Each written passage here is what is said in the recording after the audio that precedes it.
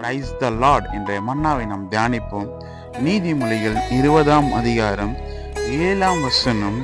நீதிமான் தன் உத்தமத்திலே நடப்பிக்கிறான், அவனுக்கு பிறகு அவன் பிள்ளைகளும் பாக்கியவான்களாய் இருப்பார்கள். பிரிய மாணவர்களே, அவனுக்கு பிறகு அவன் பிள்ளைகள் பாக்கியவான்களாய் இருப்பார்கள். நீங்களும் நானும் உத்தமத்திலே நடந்தால் கர்த்தர் நம்மளுடைய சந்ததிகளை ஆசீர்வதிப்பார். நம்முடைய சந்ததிகளை கர்த்தர் நம்மளுடைய பிள்ளைகளுக்கு பாக்கியவான்களாய் மாற்றுவாருங்க.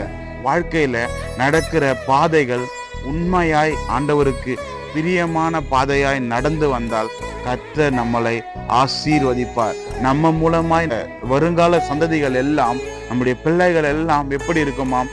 பாக்கியவானாய் இருக்குங்க.